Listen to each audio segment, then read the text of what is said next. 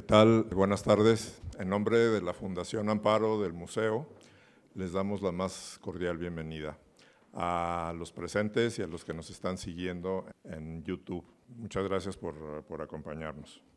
Hoy estamos abriendo el proyecto El Corsito, Montajes y Escenas del México Moderno. Es una exposición en la que hemos venido trabajando desde hace más de 2 años. Y antes que nada quiero presentarles y agradecer la presencia de los curadores, de Dafne Cruz Porcini, de Luis Vargas Santiago, de Luisa Barrios, que nos acompaña entre el público. Luisa ha sido asesora académica del proyecto, es nieta del Corsito y se ha encargado durante casi 30 años de armar el archivo. Entonces ha sido una colaboración muy amena, mucho trabajo también. Entonces, ahorita van a verlo en la exposición. Creo que es importante la revisión de los artistas de este momento, del México moderno, la creación del México moderno, para verlos bajo las perspectivas contemporáneas. Creo que hay cosas muy interesantes que descubrir, que redescubrir y sacarlas a la vista.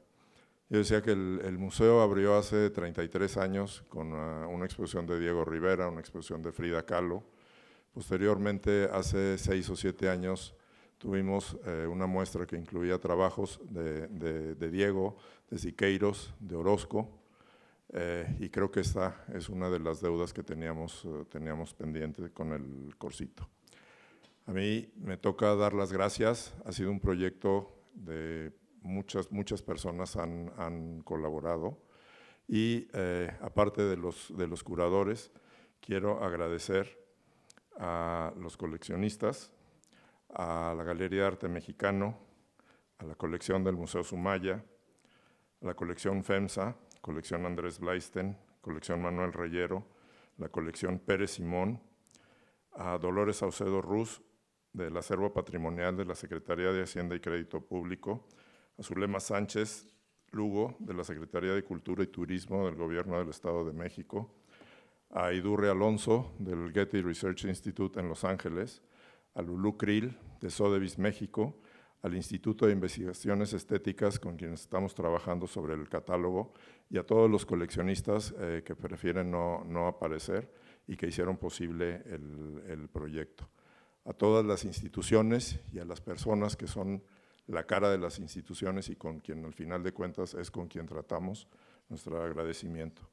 Otro punto importante es que el Corsito lo realizamos también gracias en parte al apoyo del EFIARTES, que es estímulo fiscal del artículo 190 de la ley.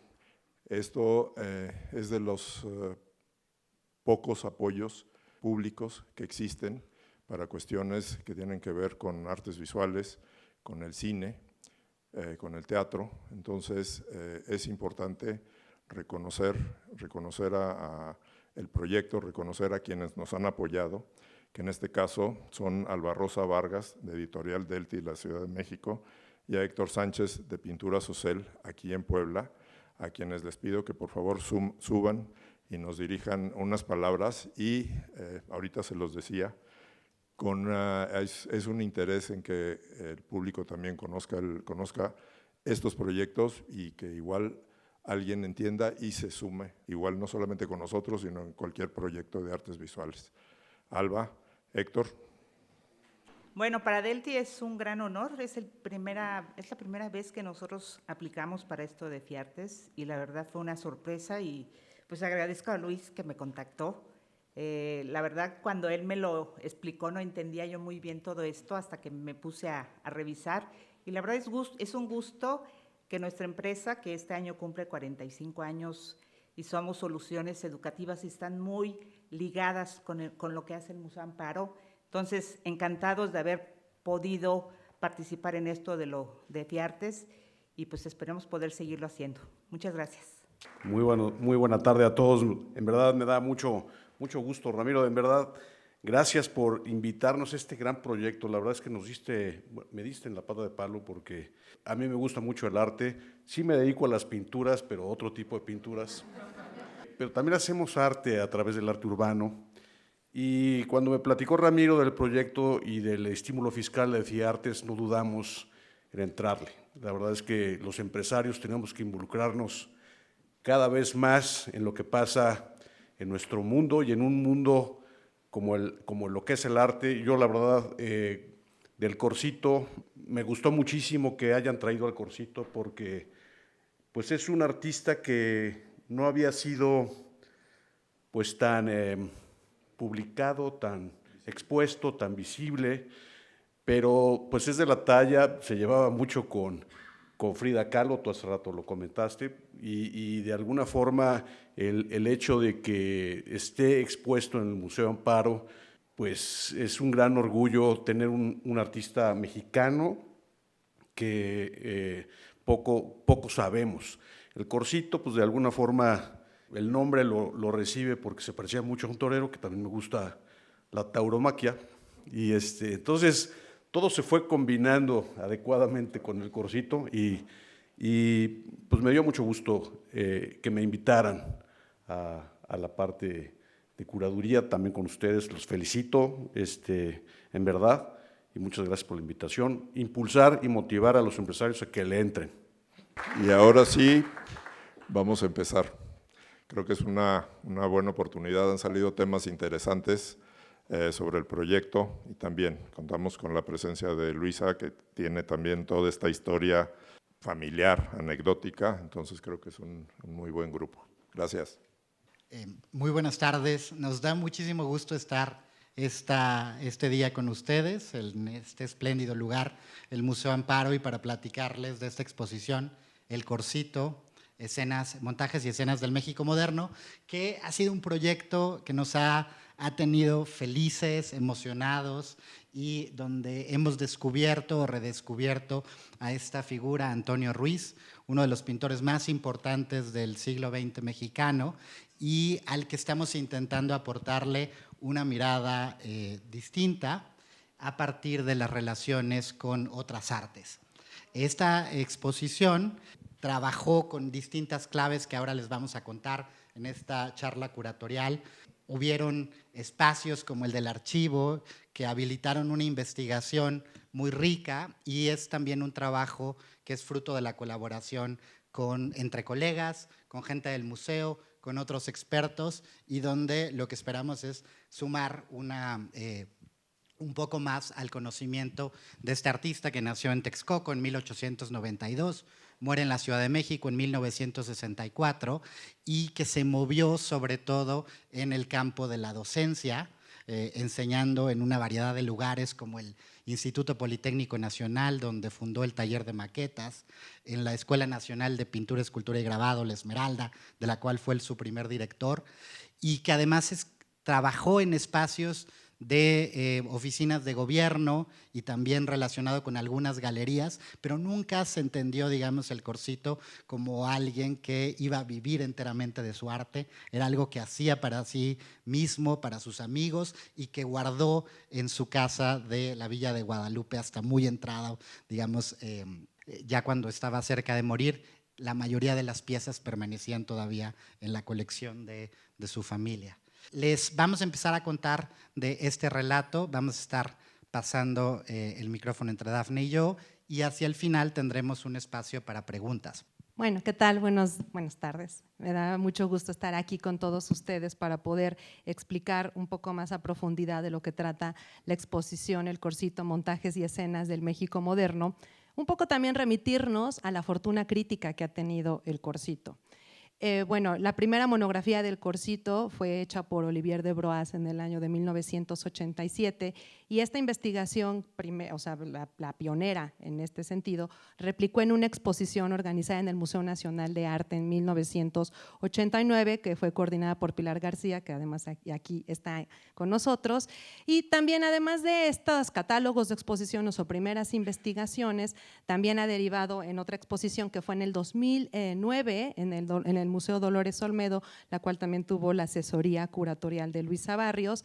Y estos catálogos también han derivado en, no nada más en que son pocas exposiciones que se han hecho del Corsito, la última fue 2009, entonces ya tiene un rato, y la última, digamos, aportación que tenemos de Antonio Ruiz es el libro de Rita Eder, Narraciones, como ahí lo pueden ver, y también lo que queremos, tuvimos un diálogo sostenido con Rita Eder durante el tiempo que estuvimos haciendo la exposición, lo cual también nos dio como algunos claves para poder hacer la investigación curatorial a Luis y a mí. En este último libro de Rita, que es lo último producido sobre el artista, ella se adentra específicamente en 4 o 5 obras, y bien está haciendo ecos visuales con otras, digamos, con otras lecturas también, no nada más con las del Corsito, relacionándolo en el cine, relacionándolo con Juan O'Gorman, hablar más de la técnica, y entonces esto nos dio como las claves para podernos adentrar mucho más en la producción del Corsito y bueno, poder ofrecer algo nuevo en esta exposición. Años, Ramiro Martínez se acercó a nosotros para plantear la posibilidad de hacer una exposición sobre el Corsito, sobre Ruiz.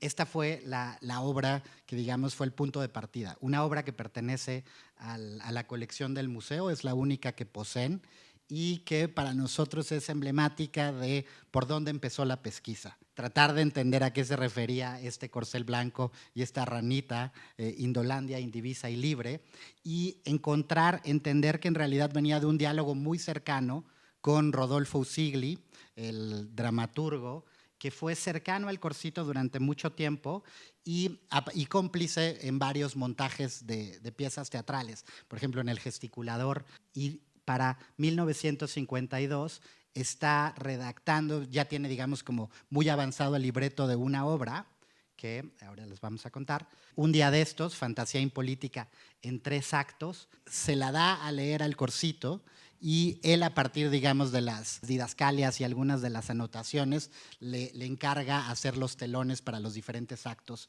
de la pieza teatral. Este que estamos viendo aquí es una bandera de una república imaginada, una república política llamada Indolandia, que puede ser cualquier país latinoamericano, quizá el gobierno priista del desarrollismo mexicano de los años 50, donde todas las evocaciones, digamos, de los políticos y las sucesiones presidenciales y muchos otros enredos que cuenta Usigli son interpretados por el Corsito a partir de la representación del corcel y la ranita. Y nos interesó plantear en la exposición, y los que ya tuvieron oportunidad de entrar a salas lo habrán visto, hay muchas veces donde ponemos la obra y los bocetos o algunos materiales de archivo que dan cuenta del proceso creativo de este artista, un poco cómo fue imaginando, cambiando. Por ejemplo, en este boceto de aquí, que pertenece a la colección Andrés Blaisten, vemos que está muy preocupado por representar el movimiento, cómo cambió la proporción, por ejemplo, de la rana, aquí más chiquita, acá grandota, y entre las pistas o cosas que fueron apareciendo está este poema compuesto por el propio Corsito, donde les pido que lo lean cada uno, pero que pongan atención a algunas pistas con las que nos vamos a ir topando más adelante. Por ejemplo, en un papel cartoncillo, una arañita barbona, geniala, muy socarrona, con su barba dibujó. Se está refiriendo a su propio pincel, a él como la arañita barbona, y tiene unos momentos donde aparece el pintor como participante dentro de la obra, luego sale, y esos juegos de la teatralidad y de los diferentes escenas y tiempos las vamos a ver en sus obras. Esto nos sirvió también para trazar conexiones entre obras distantes en el tiempo, pertenecientes a diferentes series, y por eso decidimos que esta iba a ser una curaduría más bien temática y no cronológica. También hubo otro gran, digamos, como disparador, que fue cómo darle sentido y contexto a esta obra, a estas obras, para leerlas en su justa medida, y eso devino de otro encuentro. Un aspecto sustancial de la investigación curatorial, por supuesto, fue la consulta del material de archivo. Y aquí contamos con toda la generosidad y disposición de Luisa Barrios, nieta del artista, y también que nos supo conducir por estas pesquisas, porque de ahí es donde queríamos partir para hacer algo nuevo. me encantan siempre las fotografías de archivo porque salen las manitas y entonces los descubrimientos que uno va haciendo cuando va destapando los papeles son manos de Luisa, por cierto, y por esa obra la tenemos en la exposición, esa pequeña escenografía. Pero lo que queremos como hacer énfasis también en esta exposición es todos estos hallazgos que tuvimos en el archivo, ya sea correspondencia, recortes de periódicos, también tuvimos las escenografías, bocetos, todo también que fue guardado meticulosamente por la familia de Antonio Ruiz. Entonces eso también nos da una oportunidad para tener y conectar con otro tipo de lectura, que es lo que también queríamos hacer con la exposición. Uno de los aspectos que también nos interesó fue la datación de los cuadros, es decir, hacer como un cruce también o sea, documentar lo más posible las piezas, como para también no incurrir en otros errores de esta mala fecha. O sea, queríamos hacer como esta aportación también de que los cuadros estuvieran fechados adecuadamente, cruzando con el material, la información del archivo. Y bueno, este archivo también podrá estar a disposición del público en el Getty Research Institute de Los Ángeles, en lo que también les agradecemos como la disposición de reproducir algunos materiales para esta muestra. Ya que habíamos visto el archivo, fue claro que los temas del cine, el teatro, la danza y la arquitectura iban a ser la clave de lectura con la cual íbamos a interpretar las obras de Antonio Ruiz. Cuando va a San Carlos, Ruiz a estudiar artes plásticas, se interesa también mucho por la arquitectura, estudia con Carlos Lazo, después trabaja en la Secretaría de Comunicaciones diseñando mapas, participó restaurando edificios neocoloniales, tenía un entendimiento profundo de los espacios arquitectónicos, era un aficionado de la arquitectura virreinal mexicana, del neocolonial que estaba tan de moda en ese momento.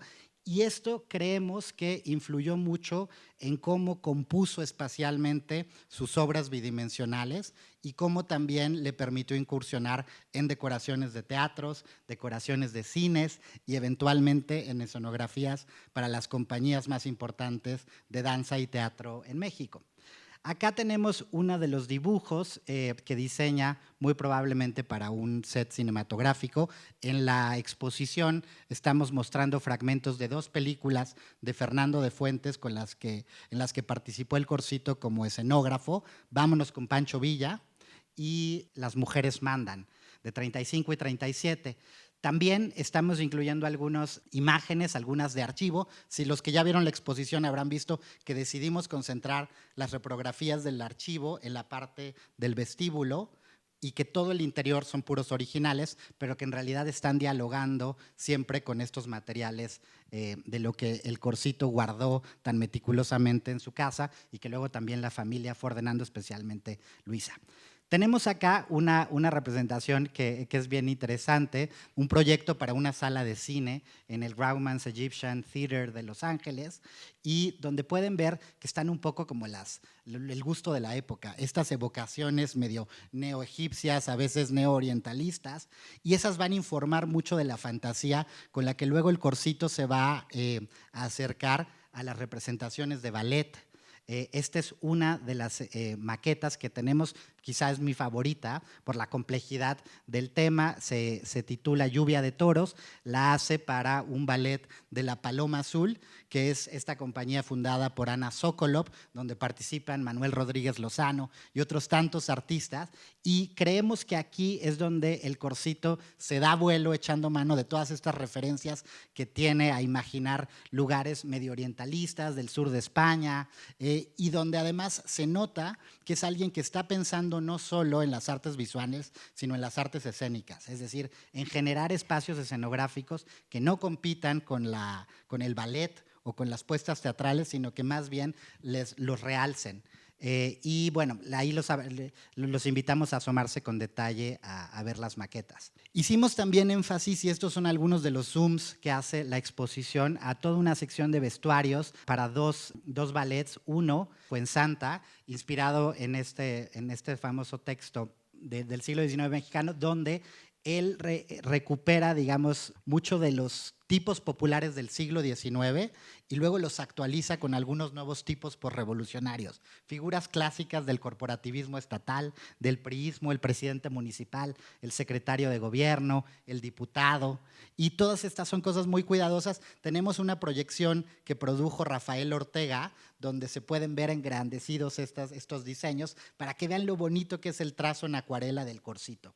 Hay también, Fuensanta es una colaboración que hace para la compañía de la Ciudad de México, de Nelly Campobello. Entonces está trabajando con la gente que está repensando la escena de la danza. Oeste, de Don Lindo de Almería, son una serie de diseños que hace para un libreto de José Bergamín, uno de los escritores exiliados en México, muy amigo del Corsito y con el que va siempre. Lo interesante del Corsito es que nunca va solo, siempre va en colaboración, y eso queríamos mostrarlo aquí.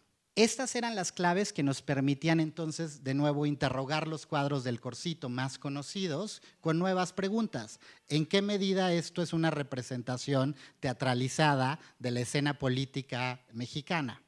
1935, uno de los pocos cuadros donde él deliberadamente aborda temas políticos, un cuadro que ha sido interpretado como el tránsito o el final del Maximato, y el inicio del gobierno de Lázaro Cárdenas, donde se están reacomodando todas las cosas políticas, donde los sindicatos están muy activos, y cómo el Corsito presenta también las contradicciones de una ciudad en pleno cambio que se está modernizando con una migración del campo a la ciudad.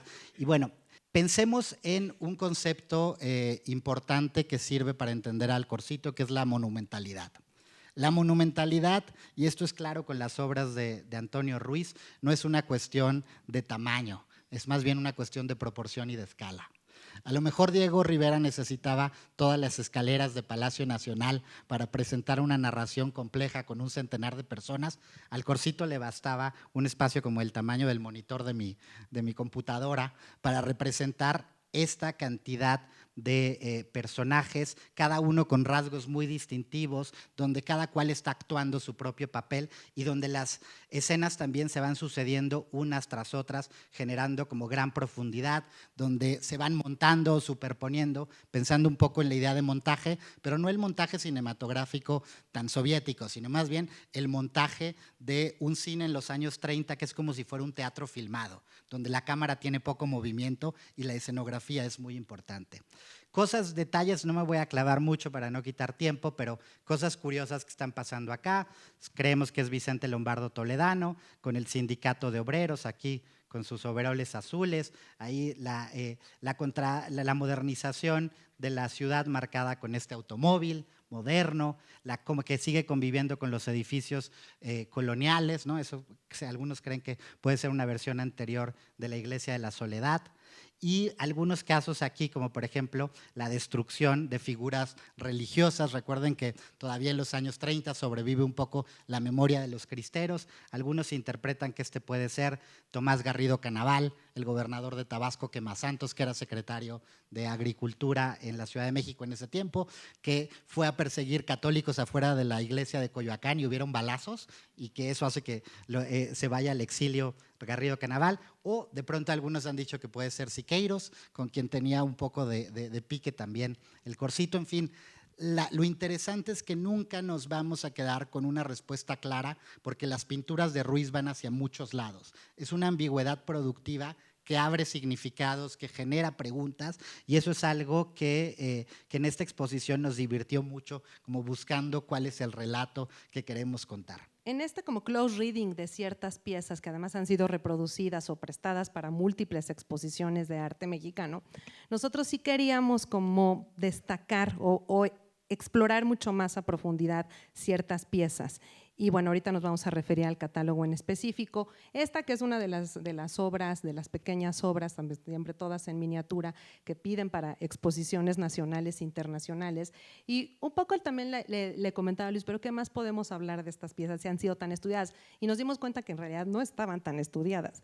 Entonces, por eso quisimos hacer, ya les hablaremos del catálogo más adelante, Pero en esta obra, hablando también sobre todo de una encarnación de la ciudadanía política, en este caso visto en las infancias, en los escolares, y al mismo tiempo Antonio Ruiz está desglosándolo esta representación, pero es una fila interminable de niños que están descalzos, que están vestidos de manta blanca y bueno, y también con las banderitas de México. Entonces, desfile cívico escolar también como inculcar estos nuevos valores de la posrevolución a la población infantil. Por otro lado, también creo que está determinado el lugar, que es el centro de Texcoco, el lugar donde nació Antonio Ruiz. Y lo que también queríamos destacar, y sobre todo que también se va a poder ver en el catálogo, son estas contradicciones y desigualdades y diferencias que hace Antonio Ruiz entre raza, género y clase, que es algo que vamos a ver de manera que quisimos hacer mucho énfasis en la exposición. Por otro lado, también queríamos ver que sobre todo aquí está pensando en cuestiones de género. Si lo ven, los niños que están desfilando todos son hombres, ¿no? Mientras que las mujeres, ¿los puedes señalar? Mientras que las mujeres mestizas e indígenas están observando la escena.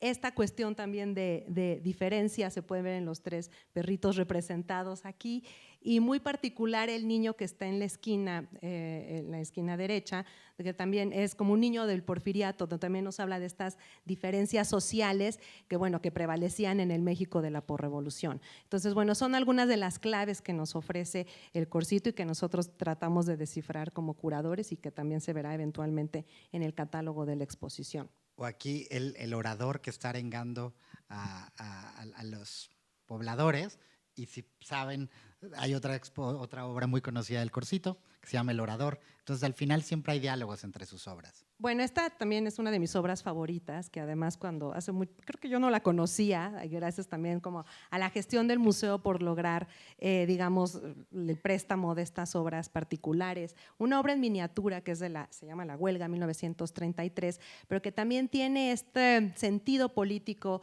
que de pronto elude también Antonio Ruiz.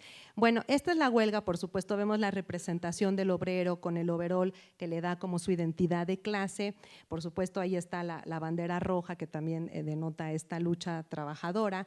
Y es muy interesante, si ustedes se fijan pormenorizadamente en cada uno de los personajes, hay como un cruce de miradas, ¿no? Muy particular, que está haciendo aquí los propios trabajadores, a uno que está descalza, ¿no? Entonces, bueno, eso también son como de estas contradicciones, como de estos secretos, de estos guiños que nos da el artista y que, bueno, es de pronto imposible de descifrar. Nos llama mucho la atención la presencia de las tres mujeres sentadas en la banqueta, lo cual también estos personajes del México moderno que también trascienden, digamos, del ámbito rural al urbano y lo cual podemos también pensar que pueden ser prostitutas. Pero estos personajes también y los universos femeninos lo vamos a ver en otras obras. Para hablar de estas transformaciones del ámbito rural al urbano, también quisimos como hacer énfasis, como Antonio Ruiz relee, digamos, las estampas del siglo XIX aparecidas tanto en la prensa como en las pinturas y en otro tipo de soportes, como haciendo también énfasis en estos oficios con un carácter vernáculo, como lo pueden ver con telares indígenas, o bien la serenata, que también la estudiamos en el catálogo, que la figura que está ahí se cree que es Silvestre Revueltas, alcoholizado. Entonces, bueno, son estos guiños, estos secretos que las obras de Antonio Ruiz nos dan y también que eso fue una parte sustancial de la investigación curatorial. Otras obras que van a poder ver en la exposición son algunas muy famosas como La Soprano o El Gallo, además siempre con este sentido del humor que caracterizó a muchas de sus obras, que se le sale el gallo, que además está reflejado en el espejo. Y aquí también hay como la relación de esta comunidad de artistas e intelectuales en las que perteneció Ruiz. Se cree que es Fania Nitua, que era una cantante y con la que fundó el Seminario de Cultura Mexicana en 1944. Por otro lado, Chucho Briviesca, que además es una de las obras también más grandes de la exposición, curiosamente, una obra temprana que nada más venía el cambio de las modas de la época en aquel entonces. Y por otro lado, también El Organillero, que es una escena de baile, pero también ya esta inclusión del México moderno, de las mujeres modernas, en este caso la mujer que está, digamos, con el cabello corto. Y bueno, también estas obras que queremos así separadas por 11 años más o menos entre una y otra, Las Changuitas, que también la estudiamos pormenorizadamente en lo que será el catálogo, que nos habla también de las prostitutas y también, bueno, de cómo también hay digamos, después de que acaba la fiesta y lo que están así como podría parecer un amanecer mientras un changuito está en la entrada de un inmueble, ¿no? Y Mujeres en el baño de la sorpresa, que también es una obra en miniatura, la van a ver, que también podemos creer que son mujeres que se dedicaban a la prostitución. Bueno, en estos secretos que queremos descubrir de Antonio Ruiz hay una obra que agradecemos al coleccionista, al arquitecto Manuel Reyero, la generosidad de habernosla prestado, porque también esto nos permite trazar el vínculo que tenía Antonio Ruiz, que tuvo Antonio Ruiz con otros pintores como Frida Kahlo. Bueno, aquí también haciendo una alusión a la pintura infantil, cuando se hacen los barquitos de colores, en este caso, que están flotando en el mar, la tortuga que está arrastrando la embarcación de madera es Frida Kahlo, ¿no? Una joven Frida Kahlo. Y en el archivo encontramos correspondencia de Antonio Ruiz con Frida Kahlo, y lo cual también nos habla de esta cercanía, digamos, amistosa que tuvieron los dos artistas. De Frida Kahlo también impartió clases en La Esmeralda. Esto lo hace Antonio Ruiz en 1955, un año después de que la pintora falleció. Y en las cartas él le da oportunidad, siendo director de La Esmeralda, y le dice que, bueno, él le da oportunidad de ir que los Fridos fueran a pintar a su domicilio para que se quedaran sin clases. Entonces, pero el lenguaje que utilizan los dos es como cercano, familiar, íntimo, y bueno, también nos interesaba enfatizar la historia de las piezas con todo el material documental. Bueno, la exposición, no les voy a echar el choro de cada uno de los grupos temáticos que están en la muestra, pero sí quiero decir que no quisimos hacer un recorrido lineal o cronológico de las obras de Antonio Ruiz, sino más bien basándonos en ciertos temas y problemas, como ahorita lo vamos a ver con la materialidad. La exposición, tenemos 82 piezas entre pinturas, dibujos, acuarelas, gouache, escenografías. Tenemos también, bueno, pequeñas maquetas, tenemos las reprografías, etcétera, etcétera. Y entonces, bueno, esto también nos sirve como para decir todos estos núcleos temáticos: teatros y escenografías, universos femeninos, vestuarios, personajes del México moderno, producción mural y la mirada cinematográfica. Pero no diré más porque queremos que lo vean todos ustedes en las salas. Y una de mis obras, también otra favorita, es La billetera, de 1932, de la Galería de Arte Mexicano. En este pensar o repensar y tener nuevos significados sobre las piezas de Antonio Ruiz, una era esta. A mí me causaba como un enigma porque dije que algo está pasando, hay una relación entre este generador de energía, por así decirlo, y el rostro de la mujer que está ahí mientras se observa el billete de lotería. Entonces, bueno, hicimos pesquisas en la Galería del Arte Mexicano, y aquí también luego tuvimos el apoyo del Laboratorio de Diagnóstico de Obras de Arte del Instituto de Investigaciones Estéticas, y bueno, ahorita Luis nos dirá los resultados de ese, digamos, acercamiento a esta pieza. Tratando de documentar y asomándonos al archivo de la Galería de Arte Mexicano, que es uno de los archivos más interesantes para conocer estos años, los 30, los 40, todavía los 50 del arte mexicano, nos encontramos ahí traspapelada esta fotografía que gracias al apoyo de Mariana Pérez Amor, de Alejandra Reigadas y de Patricia Torre, pudimos, digamos, como ver, analizar con cuidado, y eso nos hizo plantear una hipótesis. ¿Se trata de la misma obra en dos momentos o de dos pinturas distintas? Con una pintura de Ruiz, que es el maquetista, que Aldo Solano, que está aquí, que es autor del catálogo, ya había investigado, habíamos visto que de pronto lo publicado sobre esta obra del maquetista y la versión que conocíamos presentaba, digamos, como cambios. Entonces, nos jugábamos la idea de, ¿será el mismo caso con La billetera? ¿Estamos hablando de dos obras o es la misma? Nos acercamos al Laboratorio de Diagnósticos de Obra de Arte de nuestro Instituto de Investigaciones Estéticas, donde hacen un trabajo maravilloso, y pudimos llevar rayos X, estudios de imagenología y algunos estudios de materialidad que nos fueron revelando algunos o confirmando algunas hipótesis, ¿no?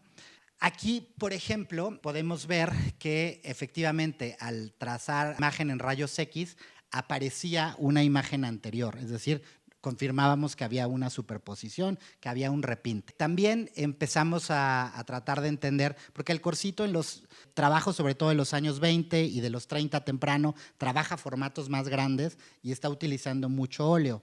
Después va a cambiar al formato más pequeño y al temple. Pero acá aparecieron, digamos, como pudimos constatar que sí se trataba de la misma obra y que habían repintes aquí, acá y en una parte, digamos, como del rebozo. Esto hacía todavía más clara la asociación entre el fusible, como una suerte de rostro ahí que nos recuerda a Tlaloc, haciendo esa broma, y un lenguaje en Ruiz que era muy cercano al gusto de la época en los años 20, a cosas que hacía, por ejemplo, Manuel Rodríguez Lozano, más como en un espíritu medio primitivista, que después va a cambiar y donde va a suavizar el rostro de la billetera, por esto donde incluso la tez de piel, los ojos miel, hay cosas que está suavizando. Se confirmó que había dibujo preparatorio anterior. Las líneas que están marcadas en rosa fluorescente son justo las del dibujo original que ya no terminó quedándose en el diseño de la pintura. Después, en la parte de la materialidad, lo que confirmaba que efectivamente había un repinte era la desproporción de craqueladuras que tenía el rostro versus otras zonas que no tuvieron repinte. Pudimos desenmarcar la obra. Los cuadros del Corsito, la mayoría, salvo quizá los de Hacienda y algunos de coleccionistas privados, mantienen sus marcos originales, lo cual siempre es bueno porque favorece la buena conservación de las obras. En este caso, cuando la sacamos del marco, vimos que había estado rentelada. Rentelada es un proceso de conservación donde se vuelve a estirar la pieza y se plancha para que no tenga desprendimientos. Descubrimos que probablemente la tela que usó acá no era lino, sino loneta. La loneta es un material más barato que el lino, que se empieza a popularizar mucho como en los años 20, 30. Los artistas de esta época lo están usando. Y además, pero la loneta tiene más juego, es decir, es más elástica. Eso propicia que pueda dar lugar a más craqueladuras. Entonces, bueno, esas eran, digamos, algunas de las cosas que confirmábamos. Que era muy cuidadoso el Corsito, que tenía dibujos preparatorios y que había arrepentimientos, ¿no? Aquí es que salimos muy guapos. No, no es cierto. En realidad es para que vean la escala de este cuadro. Es muy chiquito, quizá la obra más conocida de Ruiz, pero nos interesaba ponerla acá para que vean el tipo de marco. Es un marco con molduras que genera como una especie, un espacio cóncavo y se vuelve como una protección natural para el cuadro, ¿no? Es como una conchita que está allí. Bueno, al desmontar la obra de la Malinche, que esto fue un lujo, lo que apareció, bueno, aquí tienen, por ejemplo, vean lo delgadita que es. Aparecieron varias cosas, ahí está nuestra colega Sandra Cetina que nos ayudó con algunas de las interpretaciones. Lo que tenemos aquí es un cuadrito chiquitito, pero que pesa mucho. Entonces, esto nos hacía pensar en qué tipo de soporte estaba usando. María Izquierdo en una nota de 1940 más o menos dice que es masonite. Pues parece que no, que en realidad era como un conglomerado de fibras de madera muy pesadas, quizá algo como coco. Entonces pesa mucho la Malinche. Está montada directo el soporte, o sea, el marco toca el soporte, lo cual ha generado que en algunas zonas haya abrasiones, sobre todo en el borde, ahorita las van a ver.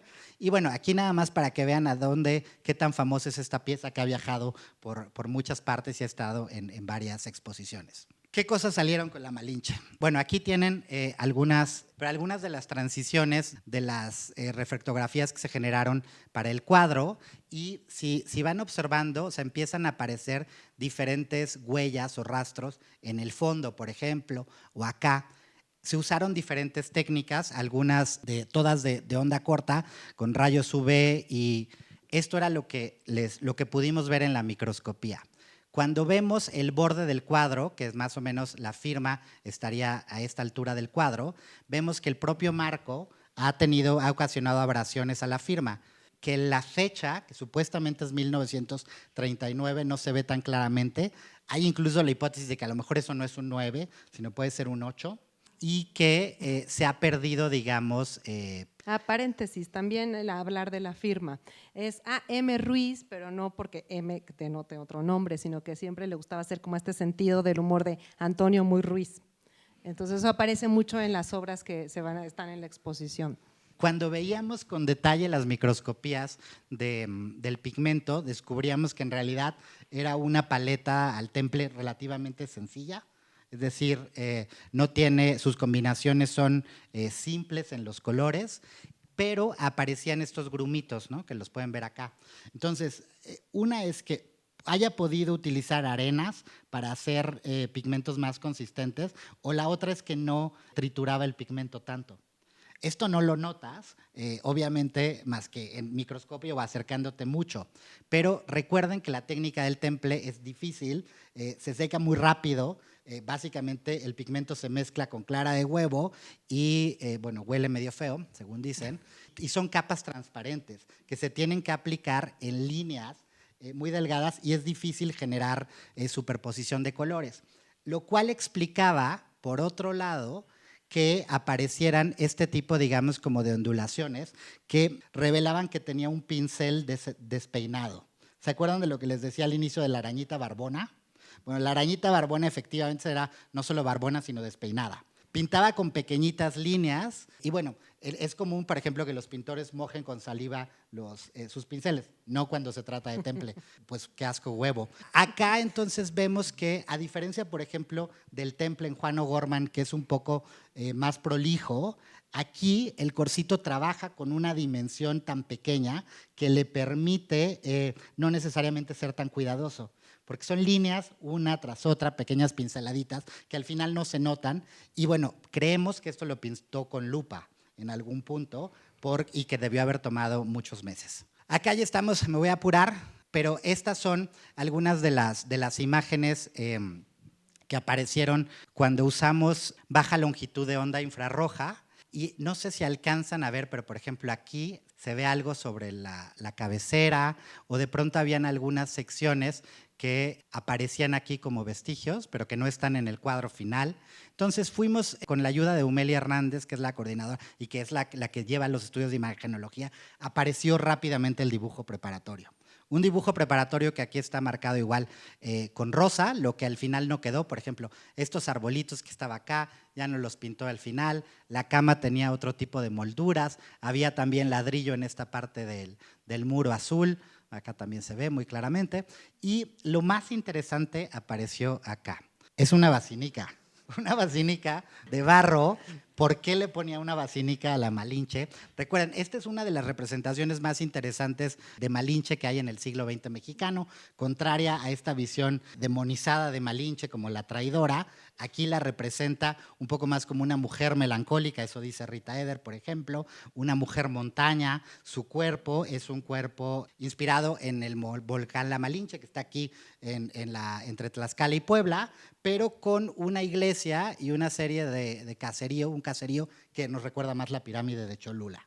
¿Qué tendría sentido si recordamos que Malinche fue protagonista en esta batalla cruenta donde se da la alianza con los tlaxcaltecas, los españoles vencen el sitio de Cholula y después pueden avanzar a México Tenochtitlan? Entonces nos interesaba mucho que era medio melancólica, pero luego una melancólica muy humanizada porque tiene su basílica. Entonces nunca sabemos bien hacia dónde va Ruiz, sus juegos son infinitos y nos van llevando por muchos lugares y también había, digamos, un parecido con otra obra que apareció, creemos prostituta, que se llama la obra Cicatriz de los años 30 y entonces empezamos a ver que sus representaciones femeninas de tipos mestizos o indígenas siempre tenían como una lectura doble, ¿no? Para avanzar un poco más, además de estos estudios sobre la materialidad en las obras del Corsito, una cosa que yo también le dije a Luis durante la investigación curatorial es que me puse necia con el muralismo. Entonces, cuando fuimos al archivo, yo ya conocía este mural que está destruido, del mural de sindicatos y cinematografistas, y que bueno, también en la exposición ustedes van a poder ver una reproducción, que también gracias a lo que encontramos, y un poco recrear también la historia de este mural, que a lo mejor también si se hace otro tipo de estudios en la sede del sindicato que está todavía en la calle de Orozco y Berra, en la colonia Guerrero, tal vez se podría investigar, si se hacen calas, a lo mejor se podría saber qué pasó efectivamente con el mural. Bueno, y también nosotros pensamos en qué nos faltaría estudiar del Corsito. Una de las cosas que discutimos mucho Luis y yo es esta relación que tuvo con Hollywood, que a lo mejor por ahí relación con la cultura visual, hacer como otros vínculos de con quién conoció, o sea, sabemos que viajó, estuvo ahí en 1924 a 27, quiénes fueron como sus contactos allá, qué trabajos hizo, además de estas obras que se encontraron en el archivo. Pero eso es, yo creo que una de las tareas pendientes, explorar mucho más la relación de Antonio Ruiz con la cinematografía. Hay varias obras de Ruiz que están perdidas. perdidas, bueno, no sabemos en dónde están. Por ejemplo, esta de una pareja de caminantes, muy probablemente homosexuales modernos en los años 20 en California, o acá este retrato de Manuel Ricci, uno de los productores con los que fue cercano Ruiz. Entonces, estas, digamos, o representaciones de la diversidad racial que le llamaba la atención en los Estados Unidos. Entonces, aquí hay, digamos, todavía un filo interesante para explorar. Ojalá que otros colegas sigan estudiando esto. El archivo va a estar disponible a consulta en el Getty Research Institute de Los Ángeles a partir de octubre de 2025. Bueno, aquí vamos, va a ser el catálogo de la exposición, nada más queríamos como traerlo porque tenemos como la fortuna de contar con los autores, los coautores aquí entre el público. Y bueno, este va a ser el índice del catálogo, una introducción de Luis y mí hablando también como de las premisas de la investigación y bueno, de la exposición también. Un texto de Luisa Barrios, que también ella nos va a referir al archivo del artista. Bueno, tuvimos también la suerte de hacer una entrevista a Rita Eder, sobre todo también para tomarla en cuenta en este proceso que tuvimos de la exposición. Y bueno, los ensayos más largos es uno de Luis, que también Luis se adentra sobre todo en las representaciones femeninas, que eso es lo que también está muy presente en la exposición, por supuesto el mío del mural del Sindicato de Cinematografistas. Mireida Velázquez hablaba hablar de Antonio Ruiz y los espacios escenográficos, Aldo Solano de la arquitectura en la obra de Antonio Ruiz y Aumelia Hernández sobre la materialidad en el Corsito. También quisimos hacer algunas fichas comentadas, que además con jóvenes investigadores, brillantes todos ellos, Claudia Garay, Uriel Vides y Eric García, que también estudiaron muy bien estas obras. Pues les invitamos a ver la exposición. Ahora, si tienen preguntas, la idea es que podamos tener una observación detallada de estas obras, que cada quien descubra otras preguntas. Y bueno, si tienen ahora para nosotros preguntas. Bueno, y una última cuestión, no por ello menos importante, agradecer de verdad y reconocer el trabajo del gran equipo del Museo del Amparo, Ramiro Martínez, Silvia Rodríguez, Carolina Rojas, Sergio Flores, nuestras más sentidas gracias porque bueno, es un equipo muy generoso y maravilloso trabajar con ellos. Muchas gracias. ¿Qué nos motivó a hacer la investigación sobre el Corsito y Antonio Ruiz, siendo un pintor, un artista muy poco publicitado? Bueno, la motivación en realidad fue una invitación o una incitación del propio director del museo, de Ramiro Martínez, que como decía, identifica muy claramente las necesidades de releer a algunos artistas que no han tenido esa visibilidad. Uno de ellos era Ruiz, estaba el pretexto de que estaba esta obra ya en la colección y luego hubo muchas buenas fortunas como poder conocer a Luisa, con la que Dafne ya tenía relación, entrar al archivo y allí la primera pregunta era ¿cómo hacemos algo distinto a lo que se ha hecho sobre Ruiz? Y la respuesta estuvo en la interdisciplina con las otras artes. Primero que nada, felicito por su excelente, magnífica exposición y a mí me parece muy bien explicado tanto de Dafne como de Luis. La pregunta sería algo que de alguna manera ya habían contestado. ¿Cuál sería la diferencia sustancial entre la obra del Corsito, Antonio Ruiz, y que también incluso son hasta paralelos, casi en los mismos años se dan al finales del siglo XIX y principios del siglo XX, como es el muralismo mexicano? Ya lo comentaban que efectivamente el muralismo mexicano es monumentalista, o sea, maximalista, y sería entonces el Corsito algo así como minimalista, sin tener que expresarse en espacios gigantescos, expresaba exactamente lo mismo. Y finalmente, ¿cuál sería la relación entre el neorrealismo y el surrealismo? Porque hay tintes surrealistas, porque no debemos olvidar que las corrientes surrealistas, las corrientes realistas, pues en esa época pues estuvieron bastante en boga, de André Breton, por ejemplo, de Picasso, por una parte, por el otro lado, Siqueiros, Diego Rivera, Clemente Orozco, pero finalmente pues el Corsito casi es contemporáneo con el muralismo, pero en resumidas cuentas, ¿cuáles serían las diferencias y semejanzas, como de alguna manera ya lo habían comentado, pero Sí. quizá un poco más extenso? Gracias. Sí, bueno, una primera diferencia es quién está pagando por los murales del Corsito. Las pocas comisiones que recibe son de privados, en concreto de Valente Sousa. Los temas son específicamente, por ejemplo, cosmográficos, ¿no? Le interesaba la astronomía. Eso no se ve más que en el muralismo de Juan O'Gorman en la Biblioteca Central, pero justo Juan O'Gorman retoma cosas de Ruiz. Y eran muy amigos. También en el sindicato de cinematografistas nos plantea uno de los pocos casos de murales hechos con temple.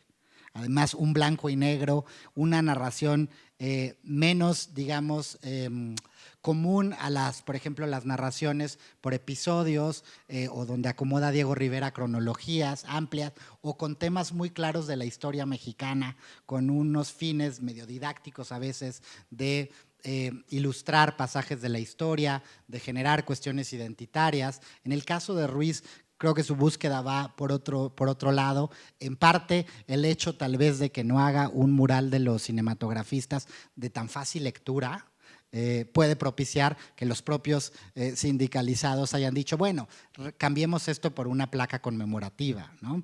Hay siempre otras búsquedas en Ruiz. Lo que dice Rita Eder cuando en su libro, donde compara mucho a Ruiz con los muralistas, es que se trata, o sea, a nivel de complejidad y densidad es igual que un muralismo, ¿no? Pero en el pequeño relato, en la pequeña dimensión, pero que justo nos está hablando de un México de forma crítica, a veces lleno, digamos, cargado de ambigüedad. La cosa con Ruiz nunca es clara porque no se posiciona de un lado o del otro, sino presenta todas las posibilidades. Eso en el muralismo público, patrocinado por el Estado, no va a ser tan común. Y lo del surrealismo, ¿lo quieres contestar? Bueno, creo que no mencionamos que la obra de La Malinche participó en la Exposición Internacional de Surrealismo organizada en la Galería de Arte Mexicano en 1940 junto al Orador, que es una obra que está en Estados Unidos. Hay muchas obras de Antonio Ruiz en otros lados. Y la incursión del muralismo también, no debemos olvidar la relación que tuvo con Miguel Covarrubias, quien lo invitó a participar en los murales, en los paneles murales que hizo para San Francisco, para la Exposición Internacional de San Francisco en 1939. Entonces, bueno, fueron comisiones que efectivamente no fueron públicas, pero que sí también nos hablan de esta propuesta estética de Antonio Ruiz en torno al muralismo. Y creo que ya tenemos que terminar. Sí, ok, bueno, pues los invitamos a ver la exposición, podemos dialogar con ustedes. Muchas gracias.